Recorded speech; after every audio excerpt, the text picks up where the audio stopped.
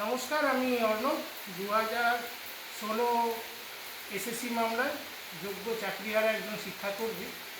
আমি বিগত দুদিন ধরে রিভিউ পিটিশনের দুটি অংশ নিয়ে আলোচনা করেছি। একটি হলো যে সমস্ত আর্টিকেলগুলো আমরা ব্যবহার করেছি রিভিউ পিটিশনে, সেটিগুলো নিয়ে আলোচনা করেছি, এবং দুটি কেস রেফারেন্স নিয়ে আলোচনা করেছি, যেটা মূলত আমাদেরকে আমরা ব্যবহার করেছি এবং আমাদের বিরুদ্ধে ব্যবহার হয়েছে। সেই দুটি কেস রেফারেন্স নিয়ে আলোচনা করেছি বলেছি। এবার আজকে আমি এই দুটো পার্ট ছাড়া যে সমস্ত গ্রাউন্ডসগুলো নিয়ে আমরা আলোচনা করব, সেই লিখেছি, সেইগুলো নিয়ে আমরা আপনাদের সাথে বলতে চাই। সেটা আমাদের যে গ্রাউন্ডগুলো নিয়ে আমরা লিখেছি, তার প্রথম গ্রাউন্ডই হচ্ছে জুডিশিয়াল ইমপ্রপার্টি, যে 3 জাজের বেঞ্চ, জাস্টিস চন্দ্রচূড়ের সিজিআই থাকাকালীন যে 3 জাজের বেঞ্চ যে মডালিটিস ঠিক করে গিয়েছিলেন, যে যার ভিত্তিতে এই বিচার প্রক্রিয়া চলার কথা ছিল, পরবর্তীকালে জাস্টিস খান্না 2 জাজের বেঞ্চ সেই মডালিটিসগুলোকে আর গুরুত্ব দেয়নি। তিনি তার মতো করে বিচার প্রক্রিয়াকে এগিয়ে নিয়ে গিয়েছেন। কিন্তু বিচার প্রক্রিয়ার একটা সাধারণ নিয়মে আমরা দেখেছি, যখন বেশি জাজের বেঞ্চ থাকে, সেটা কম জাজের বেঞ্চে আর রেফার করা হয় না। যাই হোক, এটা সেক্ষেত্রে এখানে নিয়মভঙ্গ হয়েছে কি হয়নি সেটা বলা এখানে জটিল বিষয়, কিন্তু সাধারণ নিয়মে যেহেতু হয় না, সেই জন্য আমরা এটা আবেদন করেছি যে এটা হয়তো অন্যায় হয়েছে আমাদের এই বিচার প্রক্রিয়ার মধ্যে, সেই জিনিসটি নিয়ে আমরা আবেদন করেছি। 2 নম্বর যে জিনিসটা নিয়ে আমরা আবেদন করেছি সেটা হচ্ছে যে ওএমআর ডিস্ট্রাকশনের যে নোটিফিকেশন বেরিয়েছিল, সেটা হচ্ছে 22/7/2019। সেই নোটিফিকেশনটি এসএসসি তার ওয়েবসাইটে প্রকাশ করেছিল, এবং তার বহু পূর্বে শিক্ষাকর্মীদের যে প্যানেলের যে এক্সপায়ারি হয়েছে তার নোটিশ প্রকাশিত হয়েছিল। সেই মুহূর্তে কোনো মামলা এই ক্ষেত্রে দায়ের করা হয়নি, এবং এসএসসির যে গ্যাজেট ছিল সেখানে শিক্ষকদের ক্ষেত্রে 1 বছর ও ওএমআরের হার্ড কপি সংরক্ষণের কথা বলা ছিল। যদি ওই গ্যাজেটের উপরেই এই মামলা হতো, তাহলে আজকে এই মামলা নিয়ে এত সমস্যার তৈরি হতো না, এবং এই জায়গায় আজকে পড়তো না। তাহলে গ্যাজেটটাই তখন সংশোধন হতো, এবং যদি গ্যাজেটের মধ্যে যে নিয়মটি ছিল সেটি কিন্তু এসএসসি পালন করেছে। হতে পারে সেই গ্যাজেটটি যখন তৈরি করা হয়েছিল তার মধ্যে কিছু অসাধু উদ্দেশ্য থাকতে পারে, কিন্তু পরবর্তীকালে সেই যে গ্যাজেটটি, যে আইন, যে আইন মোতাবেক এই নিয়োগটি করা হয়েছে, সেক্ষেত্রে যে তারা যে আইনটি বানিয়েছিল সেই আইনটি যে তারা মেনে চলেছে, তাই সেক্ষেত্রে এসএসসি কোনো ভুল করেনি। এবং এই প্যানেল যে এক্সপায়ার হয়েছে তার পরবর্তী সময়ে যে ওএমআর ডিস্ট্রাকশন করা হয়েছে, সেই ভিত্তিতে আমরা আবেদন করেছি।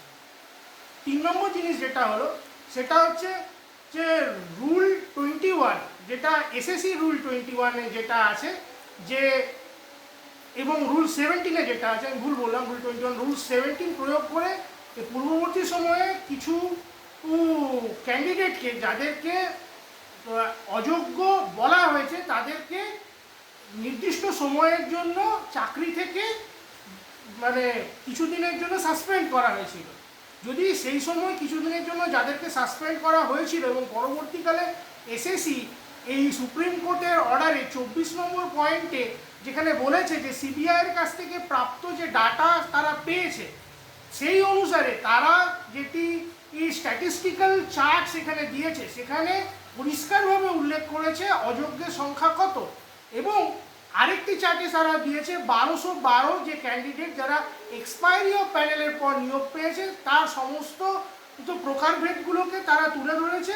তার মধ্যে কতজন প্যানেলে ছিল তারপরেও তারা নিয়োগ পেয়েছে, এবং তার মধ্যে কতজন প্যানেলে ছিলই না তারপরও তারা নিয়োগ পেয়েছে, তার সমস্ত ব্যাকআপ যদি দেওয়া থাকে, সেখানে যদি সমস্ত সংখ্যার প্রমাণ যদি পেয়ে যাওয়া থাকে, এবং এটা প্রমাণিত হয়ে থাকে যে কারা অযোগ্য, তাহলে বাকিদের বিরুদ্ধে যখন কোনো রকম কোনো অভিযোগ নেই, তারপরও তাদের চাকরি যাবে কেন, এই জিনিসটা নিয়ে আমরা করেছি। এবং আরেকটি যে জিনিস নিয়ে আমরা করেছি সেটি দুটো পার্টে আছে। একটি পার্ট হচ্ছে 65B ইন্ডিয়ান এভিডেন্স অ্যাক্টের মধ্যে, যেটা হাজারবার প্রশ্নের মধ্যে আসছে, যে ওএমআর ইস্যু, এই ওএমআর ইস্যু সম্পর্কে পরিষ্কার একটা জিনিস, ওএমআর যদি প্রমাণিত হয় যে ওএমআরটায় কংক্রিট এভিডেন্স হিসাবে গ্রাহ্য হবে, তাহলে সেখান থেকে অবৈধদের চিহ্নিত করা সম্ভব, এটা নিয়ে কোনো ডাউট নেই। কিন্তু যারা বৈধ তাদের সাথে 65B মান্যতা পেলো কি পেলো না তাতে কিচ্ছু এফেক্ট পড়ে না। কারণ যারা বৈধ, যদি ওএমআর এর বৈধতা যদি প্রমাণিত হয় তাহলেও তারা বৈধ থাকবে, যদি ওএমআর এর বৈধতা যদি প্রমাণিত না হয় তবুও তারা বৈধ থাকবে। তাহলে এখনো অবধি এত যে তদন্ত প্রক্রিয়া করা হলো, জাস্টিস রঞ্জিত কুমার বাগের যে তদন্ত প্রক্রিয়া করা হয়েছে, সিবিআই দীর্ঘদিন ধরে তাদের যে তদন্ত প্রক্রিয়া করেছে, সেখানে চার্জশিট দেওয়া হয়েছে, সেখানে এফআইআর করা হয়েছে, সব কিছু তদন্ত প্রক্রিয়া করার পরেও যাদের বিরুদ্ধে কোনো রকম কোনো অভিযোগ প্রমাণ করা গেল না, তাদেরকে কিভাবে আপনি চাকরি থেকে বরখাস্ত করতে পারেন? যদিও এটা আমরা সবগুলোকেই শেষ অবধি গিয়ে নিয়ে সেই প্রিন্সিপাল অফ ন্যাচারাল জাস্টিসে গিয়ে নিয়েই ফেলেছি, তবুও এই জিনিসগুলো আমরা লিগাল গ্রাউন্ডের মধ্যে রেখেছি। আরেকটি জিনিস আমরা রেখেছি, সেটা হলো সিএফএসএল হায়দ্রাবাদ সেই ওএমআর এর অথেন্টিকেশন ডাটা সম্পর্কে কোনো তথ্য দেয়নি। সিএফএসএল পরবর্তীকালে সিবিআই কি করেছে না, এই সিএফএসএল এর হার্ডডিস্কগুলো সিএফএসএল কলকাতায় পাঠিয়েছে। এই যে অর্ডারটি প্রকাশিত হয়েছে সেখানে সুপ্রিম কোর্ট বলেনি যে সিএফএসএল কলকাতার রিপোর্টকে আর করার প্রয়োজনীয়তা নেই। তাহলে যদি সিএফএসএল কলকাতার রিপোর্ট কোনোদিনও পাবলিশ হয়, আশা করি তদন্ত যখন হয়েছে এবং সেই যখন পেন্ডিং আছে, সেই রিপোর্ট আসা যখন পেন্ডিং আছে, একদিন না একদিন সেই রিপোর্ট আসবে এবং সেই রিপোর্টে আসার পরে তখন যদি বৈধ অবৈধ বিচার করা সম্ভব হয়, তাহলে আজকের দিনে যারা বৈধ তাদেরকে কেন এই চাকরি থেকে বঞ্চিত করা হচ্ছে?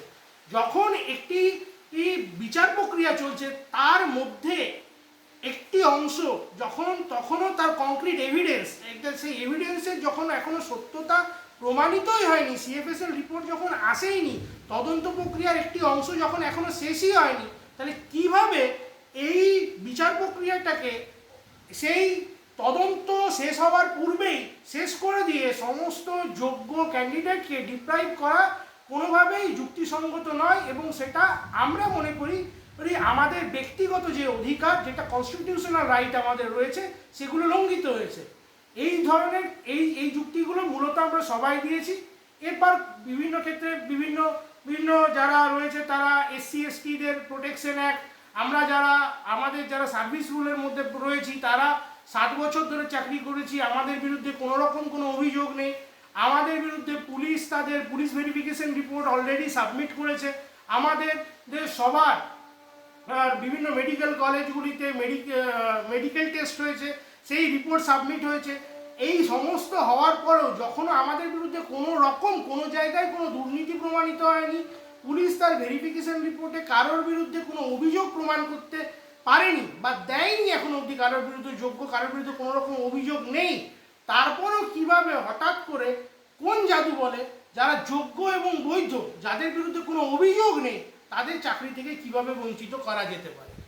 এবার আমি আপনাদের কাছে আবেদন রাখছি, এছাড়াও যদি আপনারা মনে করেন যে না আরও কিছু ভালো পয়েন্ট এই মামলায় গ্রহণযোগ্য হতে পারে, তাহলে আপনারা আমাকে কমেন্টে জানাবেন, অথবা আপনারা যে সমস্ত গ্রুপের মাধ্যমে সুপ্রিম কোর্টে গিয়েছেন তাদের যারা AORO ম্যাডাম বা স্যারের সাথে যারা যোগাযোগ রেখেছে তাদের সাথে আপনারা জানাবেন, যাতে তারা তাদের মনোভাবটিকে সরাসরি তুলে ধরতে পারে সুপ্রিম কোর্টে রিভিউ ফাইলের মধ্যে। রিভিউ ফাইলই হচ্ছে একমাত্র উপায় যেটার মাধ্যমে আমরা আবার আমাদের এই চাকরির যে পাওয়ার প্রত্যাবর্তনের যে আশা সেটা রয়েছে এবং সেখান থেকে আমরা ফিরে আসতে পারি।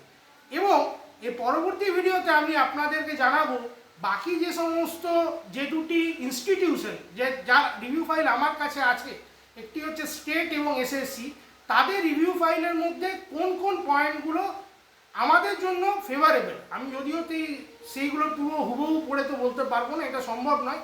এবং এটাও সত্যি কথা যে এটা একদম প্রাথমিক স্তরে তাদের ড্রাফট, যেটা তারা ফাইলিং করার সময় দিয়েছিলেন, এখনও তারা ডিফেক্ট লিস্ট ক্লিয়ার করেননি, তাই তারা পরবর্তীকালে সেই ড্রাফটিংয়ে চেঞ্জেস করতে পারে। এবং এখনও অবধি যারা যোগ্য ক্যান্ডিডেট, সেটা শিক্ষকদের হোক শিক্ষাকর্মীদের হোক, তাদেরও এখনও ড্রাফটিংয়ে ডিফেক্ট ক্লিয়ার তারা কেউ করেনি। তাই আপনাদের কাছে আমার আবেদন, ডিফেক্ট ক্লিয়ার করার আগে আপনারা আপনাদের গুরুত্বপূর্ণ মতামত সঠিক জায়গায় পৌঁছে দিন যাতে যোগ্যরা এবং বৈধরা কোনোভাবে তাদের নিজেদের চাকরি ফিরে পায়, এবং আপনারা সকলে মিলে সাহায্য করুন যাতে আমরা সঠিক বিচার পেতে পারি। ধন্যবাদ, নমস্কার, ভালো থাকবেন।